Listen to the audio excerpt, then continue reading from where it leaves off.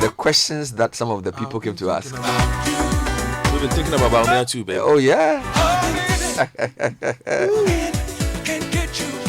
So welcoming you to the newspaper review segment, Godfred and Kojo looking very happy indeed. Yes, singing along with the London beat. Yeah, really great song. The morning after Kumasi. I tell you, Kumasi. But a lot of the people who were asking questions were MMDCEs, like people who were working in the districts, and they were asking some pretty serious questions. Yes. About roads, about their welfare, about sanitation, safety, and I thought it was an interesting reflection of how people think. For example, a woman was asking about transport fares, and then somebody was asking about why I think that the payments for the MMDCs and the permanence of their work and things like this.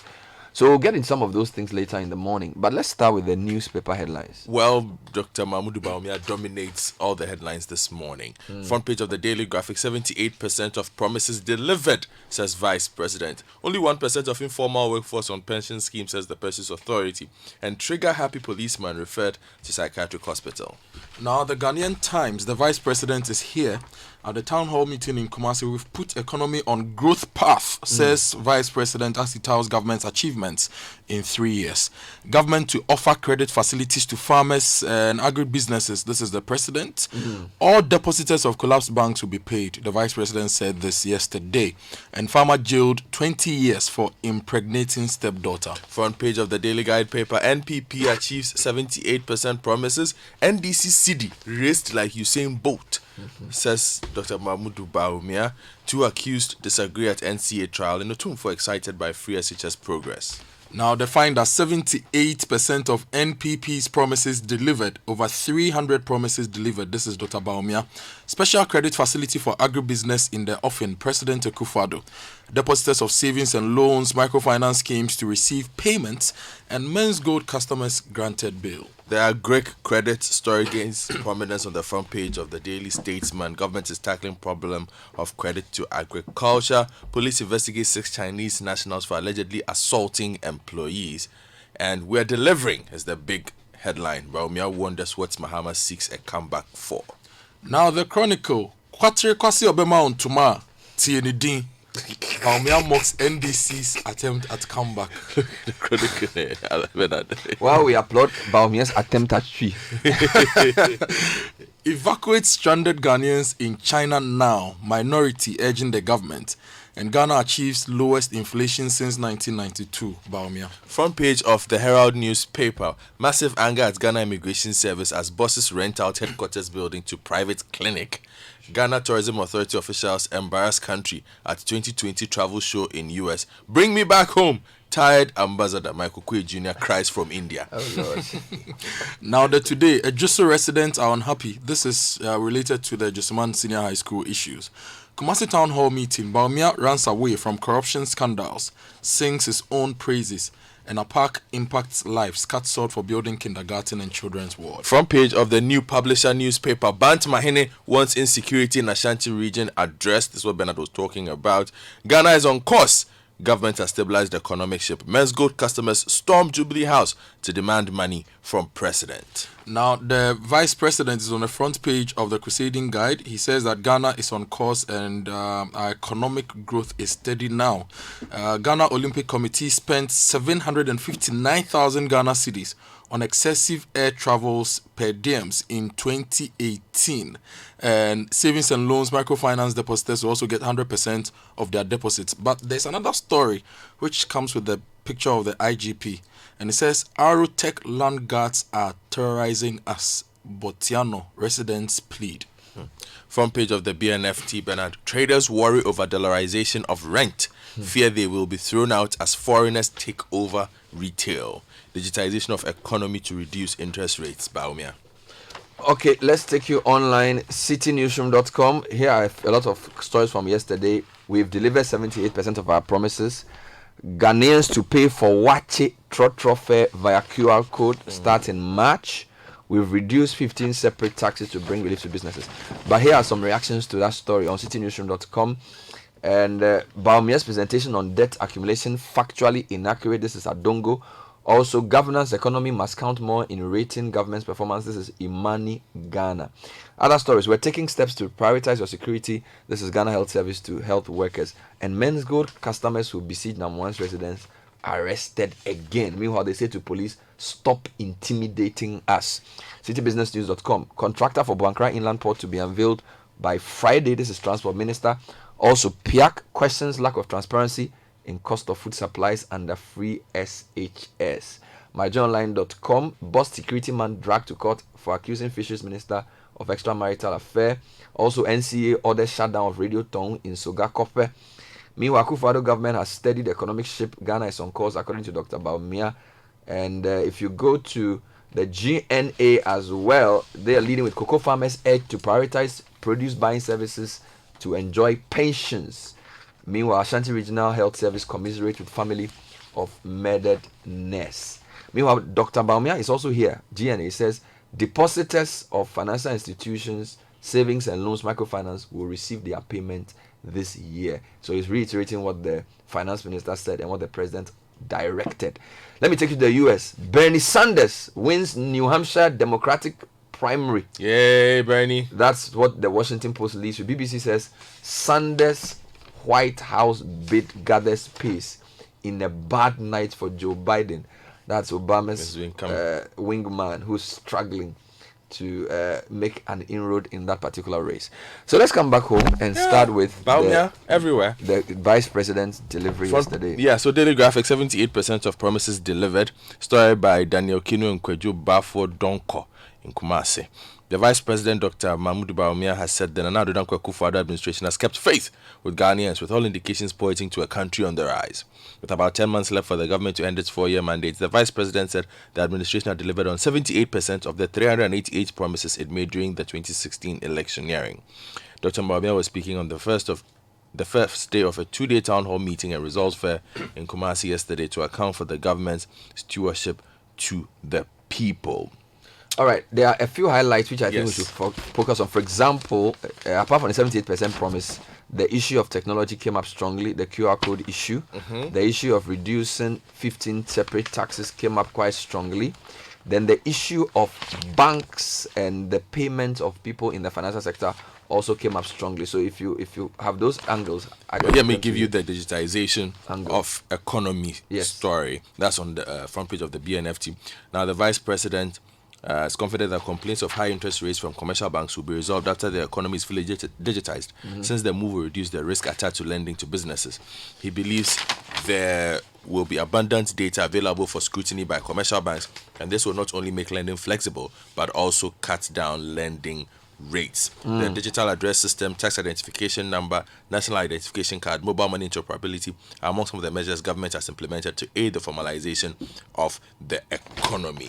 Then on taxes, he says we've reduced 15 separate taxes to bring relief to Ghanaians, and he listed some of those taxes from the previous budget. Yeah, then there is the agric credit story as well. Yes, and other things to take Ghana beyond aid. So he mentioned that vital initiatives, including planting for food and jobs, 1 district, 1 factory, 1 district, 1 warehouse, amongst others, are being implemented.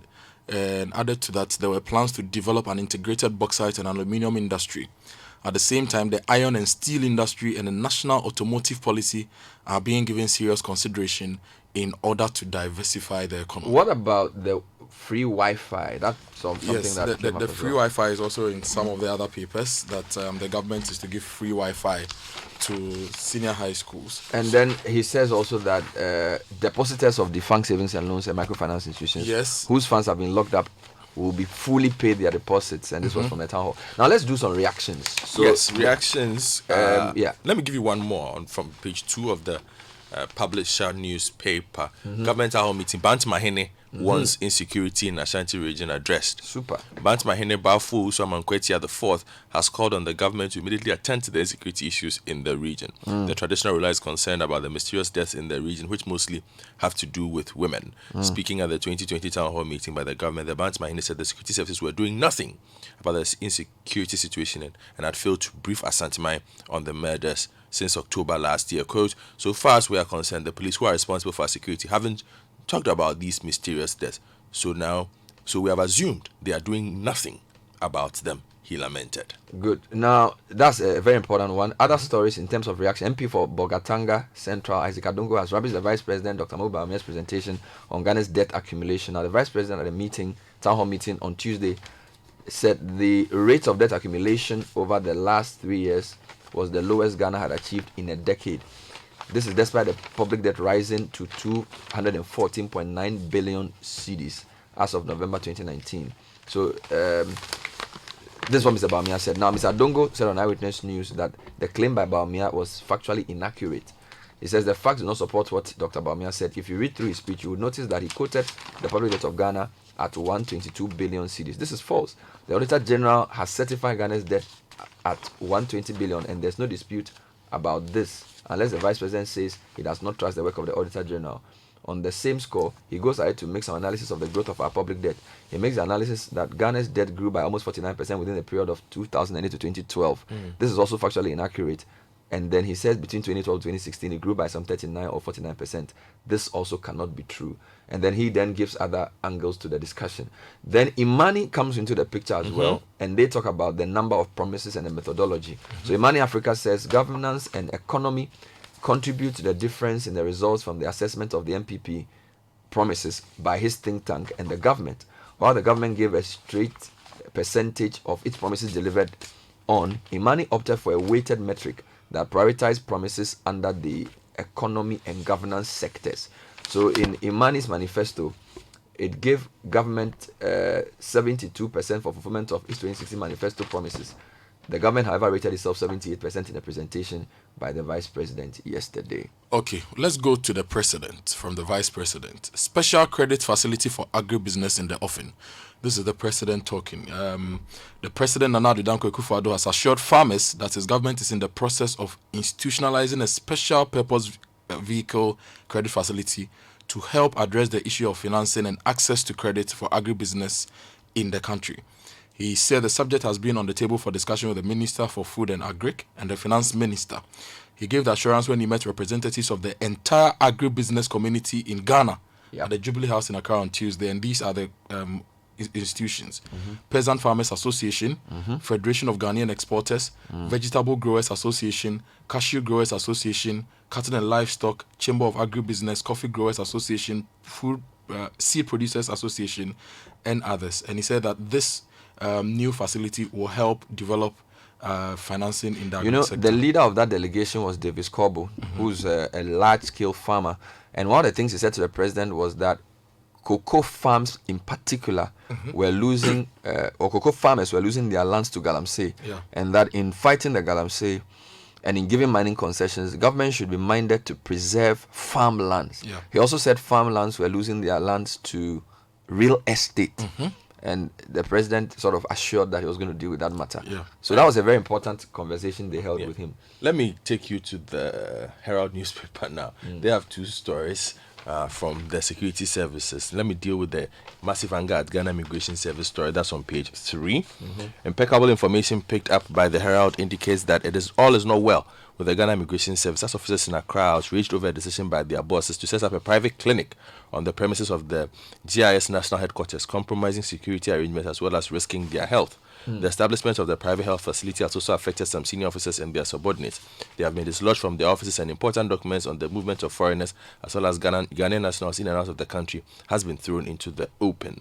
The Herald's information is that the GIS boss, Esua Tichi, has even decided to relocate some sensitive departments at Block B to C for the expansion of the facility called St. John's Clinic to give the managers of the facility, who are not GIS officers, more space to do their business in the state-owned security building. It has further details. And then listen to this one. Police officers interdicted over Has Kotoko game. Seriously? What happened? They were celebrating the goal. Where? They were in the stadium? Yes, they were on duty. According to... But that's not professional. Yes, so 2 police officers have been interdicted after they were caught on camera taking sides during a recent league game between House of Folk and Asante Kotoko.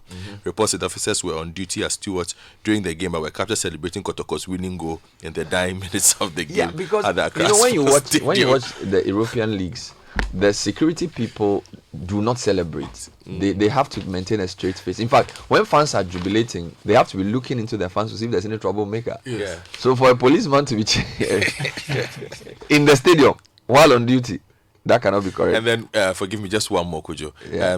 Page 16 of the Daily Graphic, rather worrying story. Trigger happy policeman referred to psychiatric hospital.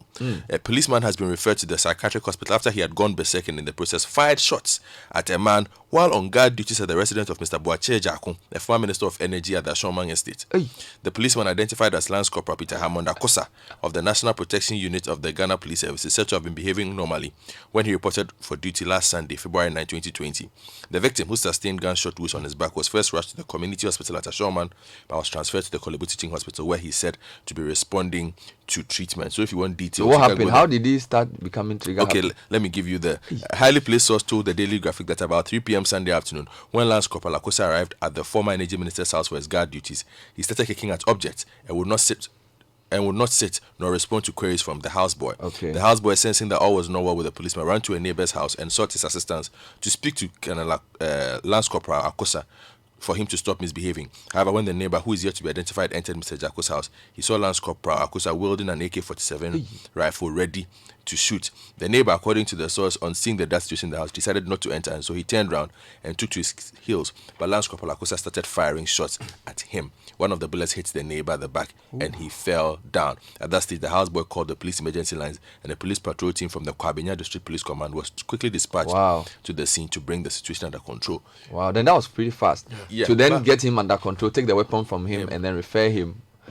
But may I have just one question, though? Okay. Private citizen's residence. Who is this person's house? Ejaku. Oh, he's not a Police minister. guard. Oh, sorry, former minister. Yes. So why does he have a police guard? He's not an MP. He's The MPs. I don't know. He's not an MP. He's Hey. not. Okay, he's a big man. Anyway. Okay, could you have a story you'll be happy with? Contractor for Buankra Inland Port to be unveiled on Friday. Transport Minister. This came from one of the questions that was asked. And I need to say, I like some of the questions I heard yesterday from the chiefs. The Transport Minister, Kweku Oferesiam, has announced that the contractor selected for the construction of the Buankra Inland Port, something you've been crying about for years, will be made known on Friday when the government meets the transaction advisors for the project PwC. Mr. Isiama, speaking at the town hall meeting by the government in Kumasi on Tuesday, said when the government assumed office, it noted some challenges with the existing arrangements done on the nearly 2-decade project. Now, although the minister did not state when the contractor will move to the site nor provide other timelines, he said government was keen on connecting the inland port to the railway network from Takoradi via Pristia Huni Valley. He linked this port to the railway thing, and then we are told that the Ghana Shippers Authority, for example, in partnership with the GPHA, initiated the inland port project to link the ports of Tema and Takoradi to the inner port parts of the country and the landlocked countries of Burkina Faso, Mali, and Niger. And then some other details are given. So on Friday, we will know who this person is. It will be great for them to add the other details to this. I think unveiling. that what we should do now is, when there's a specific opportunity to interview this minister, we should press him for further details. And another quick one: PIAC is questioning lack of transparency in cost of food supplies under free SHS. So the Public Interest and Accountability Committee of Parliament is asking government to, as a matter of urgency, consider adding cost information to the food items supplied to schools under the free SHS program. PIAC's suggestions came after it undertook a monitoring of some senior high schools under the free SHS program as part of the committee's mandate to ensure independent assessment and use of petroleum revenues. Now, the committee, in a press release after it visited 51 schools, said the lack of advice to recipient schools on the value of goods supplied portends a corruption risk, as the lack of transparency provides cover for cost manipulation. I see. I'll take you to the Ghana Health Service and the recent issues to do with the nurse who was killed in Kumasi. Ghana Health Service assures staff of safety. This is page 19 of the Ghanaian Times. The story says the Ghana Health Service says it is taking steps to ensure the safety and security of its staff across the country.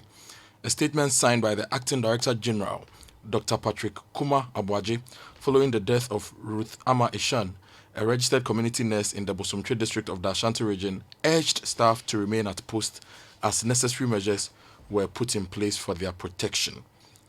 So that's the Well, assurance from the there's health an service. interesting story on my journal online that NC has ordered a shutdown of a radio station called Radio Tone in Sogakope over on grounds of national security and in the public interest. Now, this follows correspondence between the NCA and the Tone Community Multimedia Network on the management of the station. Now, on January 15 this year, the director of the community radio station based at Sogakope was arrested for allegedly promoting the agenda of the Homeland Security Study Group Foundation, a secessionist group in the region. His arrest came a few days after the Volta regional minister issued a warning to media houses in the region, with particular mention of Radio Tongue to desist from championing separatist activities or is being held answerable to applicable offenses. So this is the reason the station has been closed down.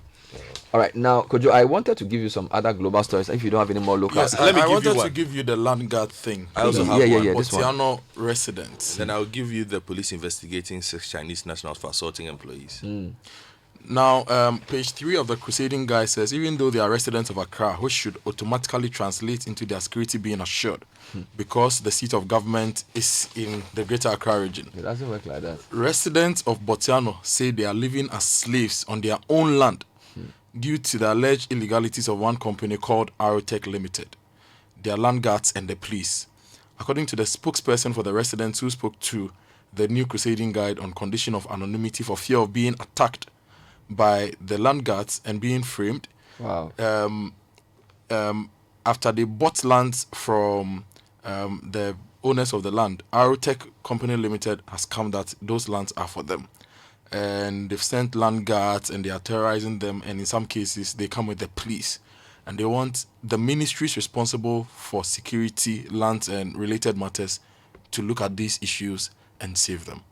Let me tell Yeah, you. I want the police to listen to what the Banta Mahini said about their protection, because see, when we ask police to give us updates, sometimes people feel that we are being too known. Here is the person Otunfo sent to go and represent him at the media, whatever thing they were doing, and he says the police have not even come to tell us the outcome of any Which is investigation. the question we were asking Monday. And the minister was saying basically that he can't be responsible for what happens in our house. You should go and tell the Banta Mahini the same And thing. if you look at the Bantama Hene's position, Yes. in Asante, Yeah. he's also the security person. I want to air his whole speech, because I think that sometimes when we in the media raise certain issues, some people feel it's for whatever reason, political or what. You've had 5 or 6 people killed in a space of a year within a 9-kilometer radius. How that is not meriting a proper press conference to even explain how you're approaching this, it beggars belief. You know, and in this land guard issue, we've raised it many times, and it's almost as if the police have given up on land guards. Yeah. It's like they are running. There's a different Regime. Economy. there's a different regime Yeah. thing, Yeah. and we have ministers in interior, minister for security. Look, almost every month we do a land guard story, either from a chairman somewhere or We Bichile. were here Somewhere. 3 weeks ago when somebody sent us pictures of his land where he's developing seedlings. Charlie. He said land guards were threatening him. The following morning, he sent other pictures and they are taking excavators and graders to Yes. go and clear In his whole Sawam. land. In Sawam, when this man had been going to the police for 5 months. you go to police station, they don't mind you. 5 months. So sometimes you ask yourself, are the police there to work for us, or they are there to do their own business? I don't get it. Anyway, let's end with the Chinese matter. The Central, that story is on page 7 of the Daily Statesman. The Central Regional Police Command is investigating 6 Chinese nationals for allegedly assaulting the employee at Utubosumabna in the Central Region. The suspects were arrested after the 40-year-old Baba Amadu, a staff of the JF Stone Quarry belonging to the Chinese, narrated how the suspects hanged him on a tree, handcuffed him, and beat him up.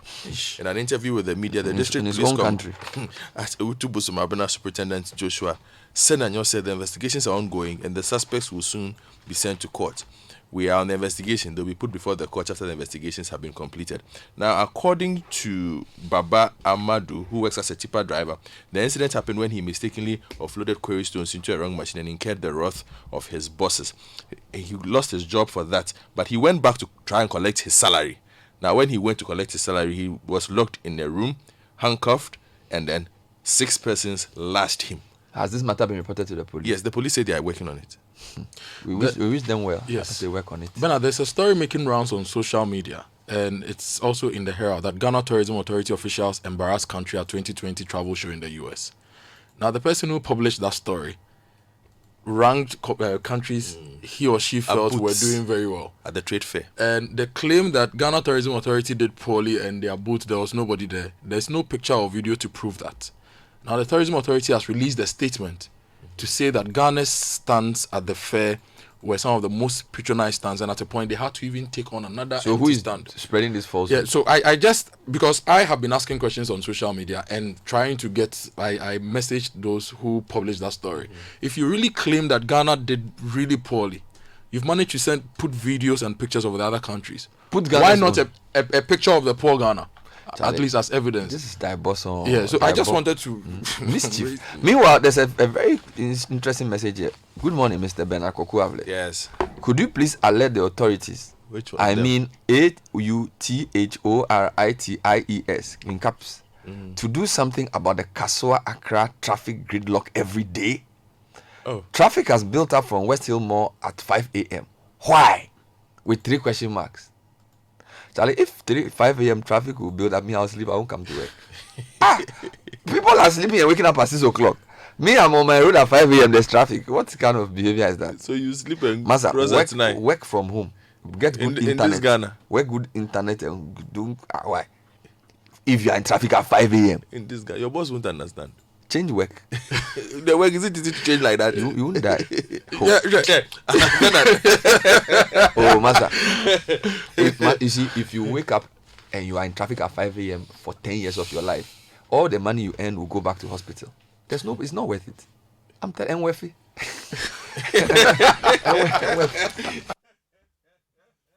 This is the Citi Breakfast Show, the city's biggest conversation. Join the conversation on the Citi Breakfast Show on Facebook at facebook.com/Citi